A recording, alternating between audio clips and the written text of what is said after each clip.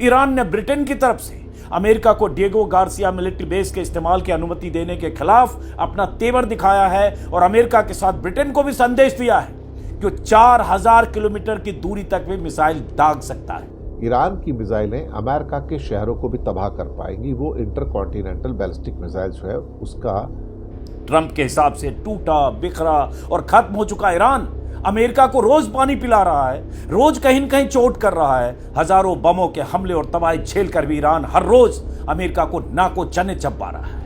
उन्होंने कहा कि इससे ब्रिटिश जो नागरिक है उनकी जान खतरे में पड़ जाएगी और हम अपने सेल्फ डिफेंस में हर वो हथियार का इस्तेमाल करेंगे और ब्रिटेन का यह कदम उसे इस जंग में घसीट रहा है।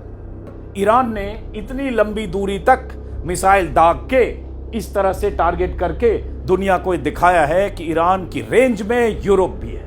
तमाम सूत्रों के हवाले से पिछले 8 दिनों से लिख रहे हैं कि ट्रंप को रास्ता देख रहे हैं कि कैसे एग्जिट कर जाएं, क्योंकि उनकी गर्दन फंस गई है, अमेरिका की टांग फंस गई है। क्यों अमेरिकी से लेकर इजरायली परेशान है कि कैसे स्ट्रेट ऑफ हॉर्मुज को खुलाया जाए। और अब जब आपकी नहीं चल रही है, आपको चिंता हो रही है कि स्ट्रेट ऑफ हॉर्मुज में जाकर फंसेंगे, कहीं ईरान की मिसाइलें या जो नेवल माइंस हैं वो नुकसान पहुंचाएगी। क्योंकि डिएगो गार्सिया ही नहीं, मैं अमेरिका के शहरों तक भी पहुंचकर आपको बता दूंगा।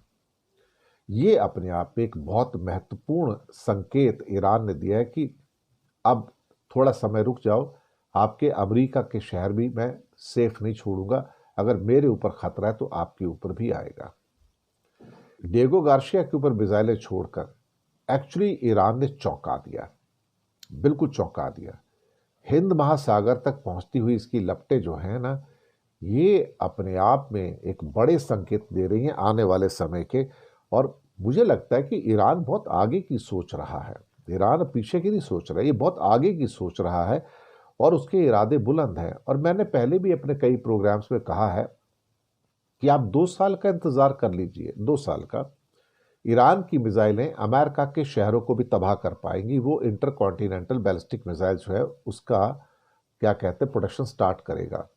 ये अपने आप पे बहुत ज़्यादा इम्पॉर्टेंट है। और इसके अलावा डिएगो गार्सिया जैसे जो द्वीप समूह है वहाँ पर ये पूरा का पूरा हिट करने की सोचेगा।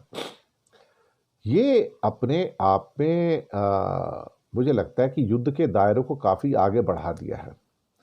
और एक हमारे मंत्री हैं, पूर्व मंत्री मनीष तिवारी, कांग्रेस के लीडर हैं, उनका भी ये कहना है कि ये एक अपने आप में एक संदेश है। और इस बीच में ईरान के foreign minister Syed Abbas Araghchi ने ब्रिटेन के प्राइम मिनिस्टर कीर स्टारमर को बड़ा आलोचना किया है कि वो ब्रिटिश ठिकानों को ईरान के खिलाफ यूज़ करने की परमिशन दे रहे हैं। उन्होंने कहा कि इससे ब्रिटिश जो नागरिक है उनकी जान खतरे में पड़ जाएगी और हम अपने सेल्फ डिफेंस में हर वो हथियार का इस्तेमाल करेंगे और ब्रिटेन का यह कदम उसे इस जंग में घसीट रहा है। डिएगो गार्सिया पे हमले के बाद दुबई शहर में तनाव फैल गया है और शहर के कई हिस्सों में धमाकों की आवाज़ें सुनाई दी हैं और एयर डिफेंस सिस्टम ने हवाई खतरे को क्या कहते हैं नाकाम किया है। लेकिन कहीं ना कहीं इस बात का एहसास अब सबको होता चला जा रहा है कि ये जंग अभी रुकने वाली भी नहीं है। और जो अमेरिका के राष्ट्रपति ट्रंप जो कह रहे हैं कि अब हमारे ऑब्जेक्टिव पूरे हो गए और हम एग्जिट में चले जाएंगे, मुझे लगता है कि ये शायद एक बड़बोलापन उनके मुंह से निकल रहा है। लेकिन कहीं ना कहीं जो चीज़ें हैं, अब ऐसा लगता है कि जो जब ईरान अपनी जवाबी कार्रवाई से पूरी दुनिया को हैरान न कर देता हो। कल खबर आई थी कि ईरान ने माजिद नाम के एयर डिफेंस सिस्टम से F-35 फाइटर जेट को टारगेट किया और अमेरिका के गुरूर को चकनाचूर कर दिया। ईरान ने उस फाइटर जेट F-35 को निशाना बनाने में कामयाबी हासिल की, जिसे आज तक कोई रडार लॉक नहीं कर पाया है। आज खबर आई कि ईरान ने तेहरान से करीब 4000 किलोमीटर दूर, जी हां 4000 किलोमीटर दूर, हिंद महासागर में मौजूद यूएस और ब्रिटेन के साझा बेस डिएगो गार्सिया तक मिसाइल दागकर दुनिया को चकरा दिया है। कहा जा रहा है कि ईरान ने डिएगो गार्सिया पर हमले के लिए नई IRBM यानी इंटरमीडिएट रेंज बैलिस्टिक मिसाइल का इस्तेमाल किया है। ईरान ने ब्रिटेन की तरफ से अमेरिका को डिएगो गार्सिया मिलिट्री बेस के इस्तेमाल की अनुमति देने के खिलाफ अपना तेवर दिखाया है और अमेरिका के साथ ब्रिटेन को भी संदेश दिया है कि 4000 किलोमीटर की दूरी तक भी मिसाइल दाग सकता है। यूरोप भी उसकी मिसाइल की रेंज में है। ट्रंप के हिसाब से टूटा बिखरा और खत्म हो चुका ईरान अमेरिका को रोज पानी पिला रहा है, रोज कहीं न कहीं चोट कर रहा है। हजारों बमों के हमले और तबाही झेल कर भी ईरान हर रोज अमेरिका को नाको चने चबा रहा है। अमेरिका के करीब 1.5 दर्जन एयरक्राफ्ट को टारगेट करके या तो तबाह कर चुका है या क्रैश लैंडिंग और इमरजेंसी लैंडिंग के लिए मजबूर कर चुका है। ज्वाइंट बेस पर कर रखी है क्योंकि अमेरिका उस बेस का इस्तेमाल पिछले 40 सालों से जितने भी अमेरिकी हमले हुए, युद्ध हुए, हर में करता है, इसलिए उसको अमेरिकी युद्धों का लॉन्च पैड कहा जाता है। गल्फ वार में भी डियागो गार्सिया का इस्तेमाल हुआ, इराक वार में भी हुआ, अफगानिस्तान वार में भी हुआ, सीरिया पर हमले में हुआ, लीबिया पर हमले में हुआ। अब कहा जा रहा है क्या ईरान के लिए इस्तेमाल करेगा, और इसको लेकर पहले द्वंद्व था। ब्रिटिश प्राइम मिनिस्टर नहीं चाहते थे, दोनों देशों का साझा है, हालांकि उसको लेकर दोनों के बीच के अरेंजमेंट को लेकर कई बार मतभेद होते हैं। मालदीव उस पर दावेदारी जताता है, उस विवाद में जाएंगे तो वीडियो लंबा होगा, अभी हम इस पर केंद्रित करते हैं। लेकिन कल खबर आई कि ब्रिटिश प्राइम मिनिस्टर ने अनुमति दे दी उस एयरबेस को इस्तेमाल करने के लिए, इसलिए ये ईरान ने एक तरह से तेवर दिखाए। और अराक्ची जो विदेश मंत्री हैं ईरान के, उनकी तरफ से कहा गया कि ब्रिटेन के ज्यादातर लोग नहीं चाहते कि उनका देश इस युद्ध में शामिल हो, लेकिन अपने ही लोगों की राय को नजरअंदाज करते हुए स्टारमर ने यूके के सैन्य ठिकानों को ईरान के खिलाफ हमलों के लिए इस्तेमाल करने की अनुमति दे रहे हैं। इससे ब्रिटिश की लोगों को जान का खतरा पड़ सकता है। मतलब एक तरह से अराक्ची ने, विदेश मंत्री ने ब्रिटेन को चेतावनी दी है कि अगर आप अनुमति देते हैं अपने सैन्य अड्डों के इस्तेमाल की, तो खतरा ब्रिटेन के लोगों पर है। और ईरान ने इतनी लंबी दूरी तक मिसाइल दाग के इस तरह से टारगेट करके दुनिया को दिखाया है कि ईरान की रेंज में यूरोप भी है। तो ये अराक्ची की तरफ से चेतावनी है ब्रिटेन को। उसके बाद खबर ये आ रही है, और ये पिछले 8 दिनों से 10 दिनों से आ रही है, कि यूएस ने मिडिल ईस्ट में भेजा हजारों सैनिक। 48 घंटे से फिर ऐसी खबरें आ रही है कि हजारों सैनिकों की रवानगी कर दी गई है। पहले 2500 मरीन्स की आई थी, फिर आया 4500, फिर यूएसएस बॉक्सर जहाज को रवाना किया गया, और ऐसे 3-4 ऐसे युद्धपोत की रवानगी की खबर है। कहा जा रहा है कुल 6 युद्धपोत वेस्ट एशिया की तरफ, मिडिल ईस्ट की तरफ रवाना हुए हैं अमेरिका से, क्योंकि स्ट्रेट ऑफ हॉर्मुज में अमेरिका फंस गया है, जहां ईरान ने ऐसी नाकेबंदी कर रखी है जहां अमेरिका की कुछ चल नहीं रही है। और अमेरिका के लिए अब नाक का सवाल हो गया कि स्ट्रेट ऑफ हॉर्मुज से ईरान को कैसे धकेले, या स्ट्रेट ऑफ हॉर्मुज को सेफ पैसेज बनाए, ताकि वहां से जो तेल टैंकर हैं, कार्गो शिप हैं, आए, जिसे ईरान सेलेक्टिवली आने दे रहा है। अमेरिकी या ईरान जिसको दुश्मन मानता है, उन देशों के कार्गो शिप नहीं रवाना हो रहे। तो अमेरिका अब वहां मोर्चेबंदी कर रहा है, ऐसी खबरें आई है फॉक्स न्यूज के हवाले से, और अलग अलग अमेरिकी अखबारों में ये खबर छपी है। लेकिन उसके बाद क्या होना, उस पर आते हैं आगे।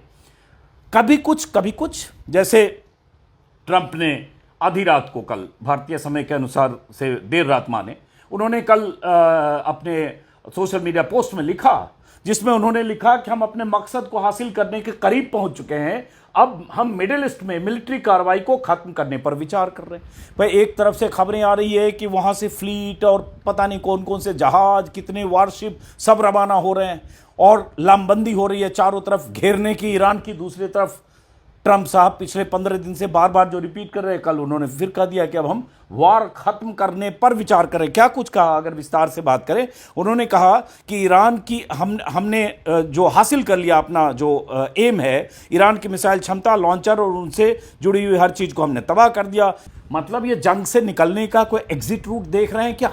अमेरिकी अखबार, ब्रिटेन के अखबार तमाम सूत्रों के हवाले से पिछले 8 दिनों से लिख रहे हैं कि ट्रंप को रास्ता देख रहे हैं कि कैसे एग्जिट कर जाएं, क्योंकि उनकी गर्दन फंस गई है, अमेरिका की टांग फंस गई है, उनकी इज्जत दांव पर लगी है। क्योंकि वापस कैसे लौटे इतनी बड़ी बड़ी बात कहकर और इतने युद्धपोतों की रवानगी के बाद, क्योंकि स्ट्रेट ऑफ हॉर्मुज में अमेरिका की गर्दन को पकड़ लिया है ईरान ने। तो क्या करें? तो अब कोई देश साथ नहीं आ रहा है, तो अब वो करें, वो देश निगरानी करें।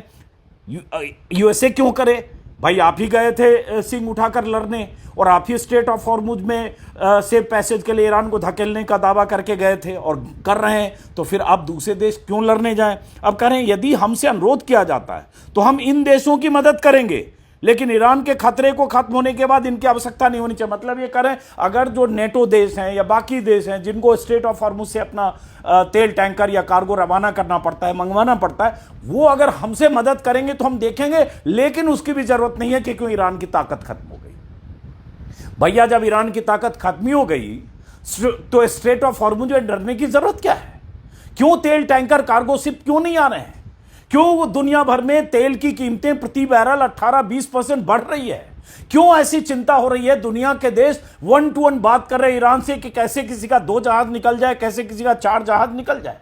क्यों अमेरिकी से लेकर इजरायली परेशान है कि कैसे स्ट्रेट ऑफ हॉर्मुज को खुलाया जाए। और अब जब आपकी नहीं चल रही है, आपको चिंता हो रही है कि स्ट्रेट ऑफ हॉर्मुज में जाकर फंसेंगे, कहीं ईरान की मिसाइलें या जो नेवल माइंस हैं वो नुकसान पहुंचाएगी, क्योंकि स्ट्रेटजिकली स्ट्रेट ऑफ हॉर्मुज की वही पोजीशन है, नैरो गलियारा है 32-30 किलोमीटर का, 20-22 माइल समझें, 2 उसमें शिप की लाइन है, 2 ही कतार में शिप निकलती है संकरे रास्ते में, और वहां ईरान की जबरदस्त नाकेबंदी है। तो अब ये कह रहे हैं कि अगर किसी को जरूरत होगी तो हमसे बात करना, बाकी किसी की जरूरत है नहीं, ईरान तो खत्म है।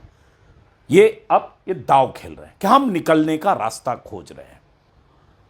एमाद मिसाइल सिस्टम और इन सबको निशाना बनाया गया। इस तरह से 70वीं बार जो खेप दागी गई है, और इसमें कई तरह की मिसाइलें हैं। खुर्रम शहर जो बहुत ख़ास मिसाइल मानी जाती है, जिसकी बहुत लंबी रेंज है, वो सारी मिसाइलें ईरान की तरफ से दागी गई है। उसके बाद ईरान में अब ज़मीन पर उतरेगा अमेरिका। अब देखिए कितनी कॉन्ट्राडिक्टरी खबरें अमेरिका से आ रही है। एक तरफ से आ रही है कि अमेरिका अपने जो नेवी को, युद्धपोतों को रवाना कर रहा है, दूसरी तरफ ट्रंप कह रहे हैं कि हम निकलने की तैयारी कर रहे हैं, वार खत्म ही है, अब जीत चुके हैं, तो हम इससे अब हमारा मकसद अचीव हो गया, हम निकलने की तैयारी कर। तीसरी तरफ खबर वहीं के अखबारों से आ रही है, वहीं के अखबारों से खबर आ रही है, द टेलीग्राफ और तमाम अखबारों में, कि ईरान में अब ज़मीन पर उतरेगा अमेरिका। मतलब बूट्स ऑन द ग्राउंड्स, जमीन पर उतरने का मतलब है कि ईरानी सेना से आमने सामने की लड़ाई। और यही जो वार स्पेशलिस्ट हैं वही लगातार कह रहे हैं कि बिना जमीन पर उतरे आप रिजिम चेंज कर नहीं सकते, और जमीन पर उतरेंगे तो वो जंग कैसी होगी, कितना नुकसान किसको होगा, अमेरिकी सेना के कितने जवान मारे जाएंगे, और उसका दुनिया भर में और अमेरिका में क्या असर होगा, कहना मुश्किल है।